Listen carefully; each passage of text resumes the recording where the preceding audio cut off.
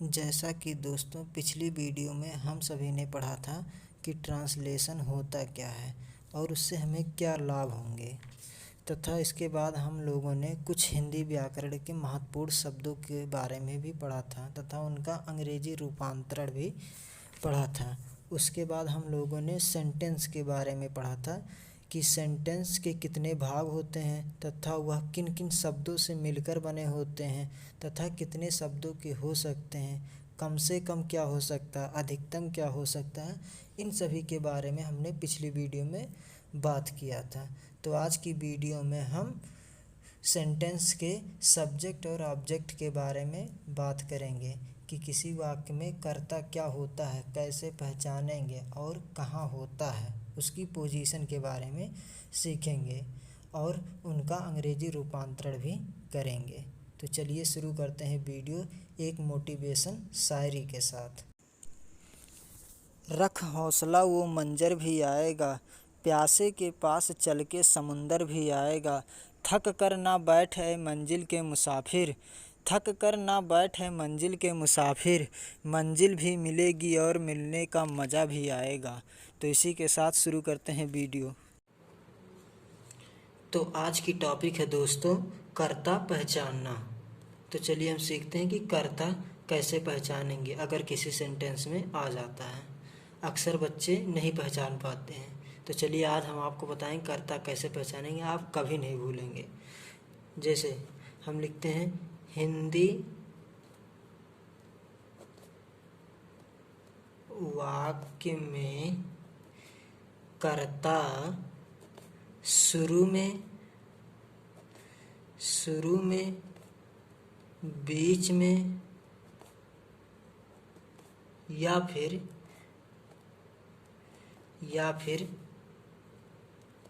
अंत में आ सकता है। जी हाँ दोस्तों, जैसे हम किसी वाक्य को देखते हैं तो अक्सर हमें परेशानी होती है कि कर्ता इसमें है कौन सा।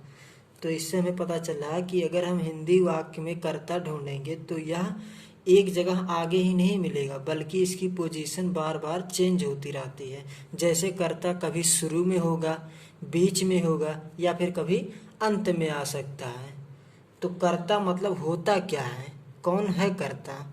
तो कर्ता का माने जो है, कर्ता का माने इसको हम कहेंगे किसी सेंटेंस में काम करने वाला, काम करने वाला या वाली। किसी सेंटेंस में अगर कोई काम हो रहा है तो वह किसके द्वारा हो रहा है या किसके द्वारा हो रही है, वही कर्ता है। और यह कभी बीच में, कभी शुरू में या कभी अंत में मिल सकता है। जैसे आपको हम दिखाते हैं कि कर्ता कब बीच में कब कहाँ मिलती है। उदाहरण के तौर पे उदाहरण लेते हैं, जैसे कुछ किसान खेत जोत रहे थे, खेत जोत रहे थे। देखिए ये तो वाक्य लिखा गया है कुछ किसान खेत जोत रहे थे, तो इसमें कर्ता कौन है, कुछ किसान। तो ये देखिए आगे आ गया शुरू में, इसकी स्थिति कहाँ है, शुरू में ही हमें ये कर्ता मिल गया, सब्जेक्ट हमें शुरू में मिल गया। अब देखिए इसे और दूसरे जगह एक और वाक्य लेते हैं, जैसे प्राचीन काल में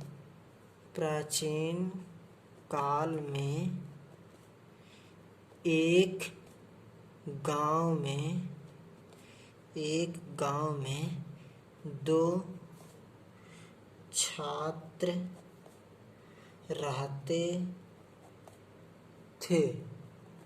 देखिए ये वाक्य लिखा गया है आपके सामने, प्राचीन काल में एक गांव में दो छात्र रहते थे। अब इसे अगर हमें अंग्रेजी में बदलना हो तो हमें सबसे पहले इसकी कर्ता ढूंढनी पड़ती है। तो देखिए कर्ता इसमें है क्या प्राचीन काल में कर्ता है, नहीं। एक गांव में क्या ये करता है, नहीं। दो छात्र क्या ये करता है, जी हाँ दोस्तों बिल्कुल यही है कर्ता, दो छात्र, यही हमारा सब्जेक्ट है। अब ये देखिए हमें अंत में मिल रहा है, कहाँ मिल रहा है दोस्तों, अंत में। अंत में नहीं बल्कि अंत और आगे से बीच में मिल रहा है। दो छात्र हमें कहाँ मिल रहा है? बीच में। देखिए हमें अब की बार कर्ता कहाँ मिला? बीच में मिला है। अब एक सेंटेंस और आपको दिखाते हैं, जैसे तभी वह आया, वह काट दिए दोस्तों। तभी आया एक वीर सिपाही, तभी आया एक वीर सिपाही। अब देखिए क्या इसमें तभी करता है? नहीं। आया ये करता है? नहीं। एक वीर सिपाही, देखिए इतना बड़ा एक वीर सिपाही, ये हमारा करता है यानी सब्जेक्ट। अब ये देखिए वाक्य के अंत में आया है, अंत। तो इससे हमें दोस्तों ये पता चल रहा है कि किसी भी वाक्य में कर्ता शुरू में, बीच में या अंत में कहीं भी आ सकता है। ठीक है दोस्तों, तो कर्ता का हम लोग अब की बार पढ़ेंगे कर्ता का निरूपण। कर्ता का हम निरूपण कैसे करेंगे? कर्ता का निरूपण, कर्ता का निरूपण।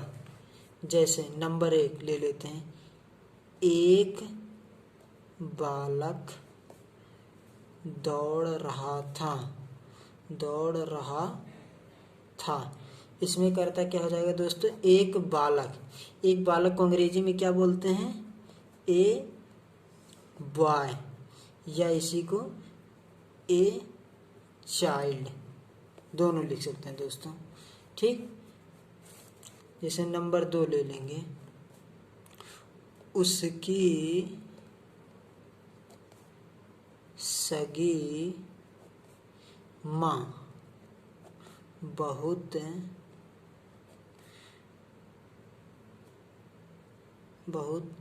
अच्छी विचार वाली है। अब इस वाक्य में कर्ता कौन है? उसकी सगी माँ।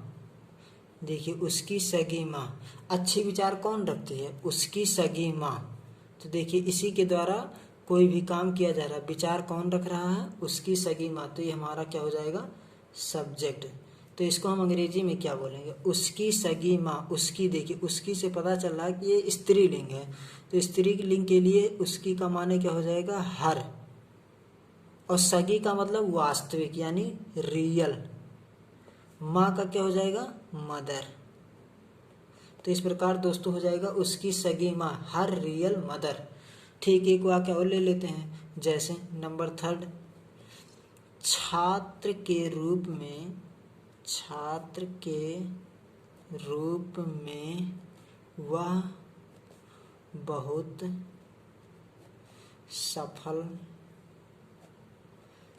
था। छात्र के रूप में वह बहुत सफल था। तो इसमें कर्ता क्या हो जाएगा दोस्तों? छात्र के रूप में वह, इतना बड़ा कर्ता हो जाएगा दोस्तों। जी हाँ, बिल्कुल आप सही देख रहे हैं, छात्र के रूप में वह इतना बड़ा कर्ता हुआ। तो इसका हम लोग निरूपण कैसे करेंगे अंग्रेजी में?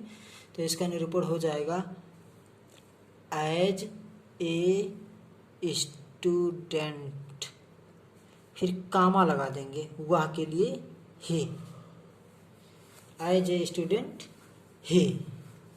तो हो गया दोस्तों। आई होप कि आप सब समझ गए होंगे कि कर्ता कैसे पहचानेंगे और उसका निरूपण कैसे करेंगे। तो चलिए अगली पॉइंट हम लोग देखते हैं।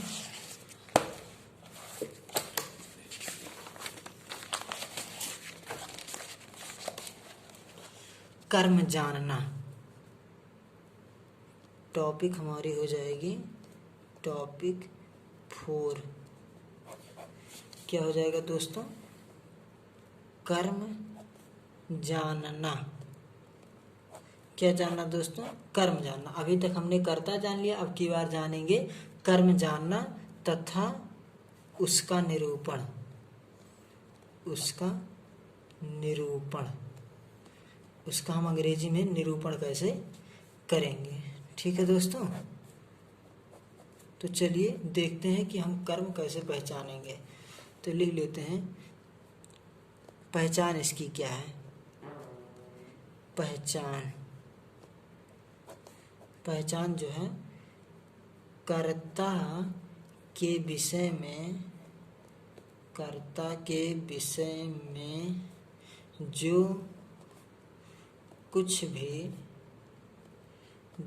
भी कहा जाता है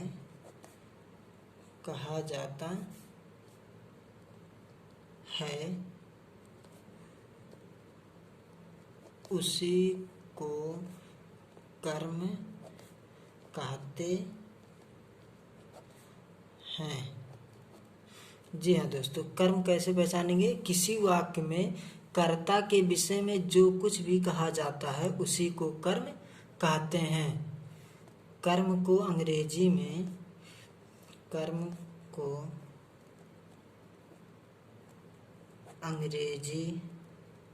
में ऑब्जेक्ट, इसी का शॉर्ट फॉर्म ऐसे लिख देते हैं, ऑब्जेक्ट कहते हैं। ठीक है दोस्तों, अब एक नोट करके लिखिए, पॉइंट ऐसे नोट करके लिखिएगा।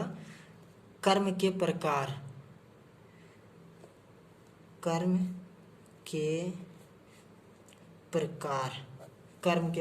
तो इसमें कर्म हमारे दोस्त दो प्रकार से आते हैं। पहला कौन सा हो जाएगा? सजीव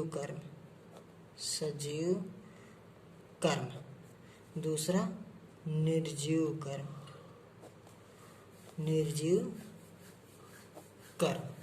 तो चलिए देखते हैं सजीव कर्म कौन सा है और निर्जीव कर्म कौन सा है। नंबर 1 डालते हैं हेडिंग, सजीव कर्म। इसकी अंग्रेजी क्या हो जाएगी? Living object. जी हाँ दोस्तों, लिविंग ऑब्जेक्ट, या इसी को एक और नाम से जानते हैं, इनडायरेक्ट ऑब्जेक्ट।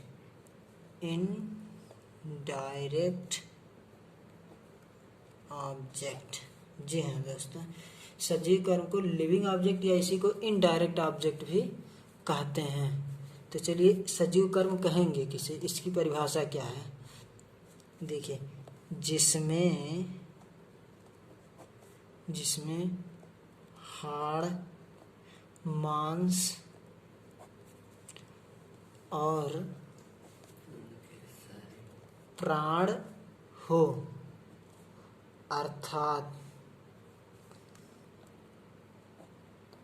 अर्थात जिसमें हाड़, मांस और प्राण हो, अर्थात ज्ञानेंद्रियां,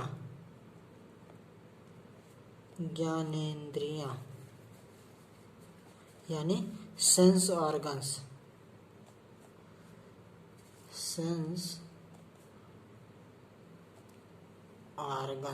माने ज्ञानेंद्रियां हो, क्या कहलाती हैं दोस्तों? सजीव कर्म कहलाता है। केवल वृक्ष को छोड़कर। क्या दोस्तों? केवल वृक्ष को छोड़कर। ये ध्यान देने वाली बात है, केवल वृक्ष को छोड़कर। सजीव कर्म किसे कहेंगे? जिसमें हाड़, मांस और प्राण हो, अर्थात सजीव कर्म कहलाता है, अर्थात ज्ञानेंद्रियां हो, सजीव कर्म कहलाता है। केवल वृक्ष को छोड़कर। वृक्ष जो है एक अपवाद है, एक्सेप्शन है दोस्तों, तो इसे ध्यान रखिएगा। वृक्ष हमारा निर्जीव कर्म है, ना कि सजीव। सजीव की भांति तो काम करता है, लेकिन सजीव होते हुए भी वृक्ष एक निर्जीव है। जैसे उदाहरण के तौर में कुछ सजीव कर्म लिख लेते हैं, जैसे उसे हो गया, वह हो गया, मैं हो गया, रीता हो गया, मुझे हो गया, शेर हो गया, आदि, बहुत सारे हो सकते हैं दोस्तों, तो सबको लिख नहीं सकते हम लोग, वैसे आप सब जानते हैं। सेकंड आता हमारा निर्जीव कर्म। निर्जीव कर्म, इसको अंग्रेजी में क्या बोलते हैं? Non living object. Non living object, या इसी को डायरेक्ट ऑब्जेक्ट, डायरेक्ट ऑब्जेक्ट भी कहते हैं। इसकी परिभाषा क्या हो जाएगी? जिनमें हाड़, मांस और प्राण अर्थात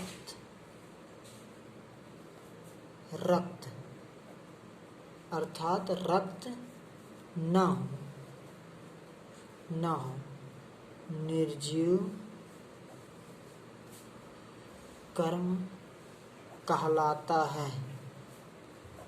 क्या कहलाता है दोस्तों? निर्जीव कर्म कहलाता है। जैसे उदाहरण के तौर पे पेड़ हो गया, मेज हो गया, कुर्सी इत्यादि कर देंगे।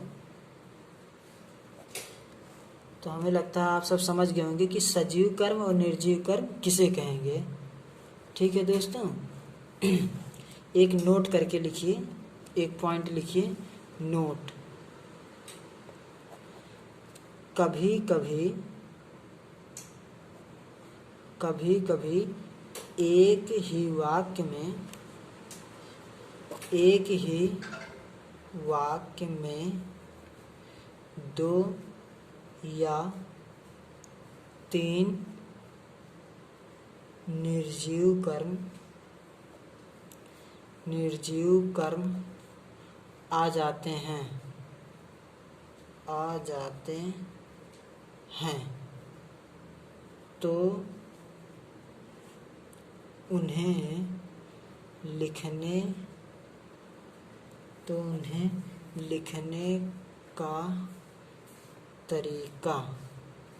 तो उन्हें लिखने का तरीका आरोही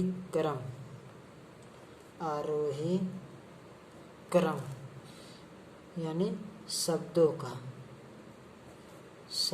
का होता है। तो हमने नोट में क्या लिखा है दोस्तों? कभी कभी एक ही वाक्य में दो या तीन निर्जीव कर्म आ जाते हैं तो उन्हें लिखने का तरीका आरोही क्रम यानी शब्दों का आरोही क्रम होता है। तो इसे हम अगली वीडियो में बताएंगे, उदाहरण के दिखा करके। आपको एक उदाहरण देंगे, उसमें आपको दिखाएंगे कि एक वाक्य में दो या तीन अगर कर्म आ जाते हैं तो हम उसे कैसे लिखेंगे, कौन सा कर्म पहले अंग्रेजी में लिखेंगे और कौन बाद में, उनका आरोही क्रम क्या होता है। ठीक है दोस्तों, तो चलिए मिलते हैं अगले वीडियो में। धन्यवाद।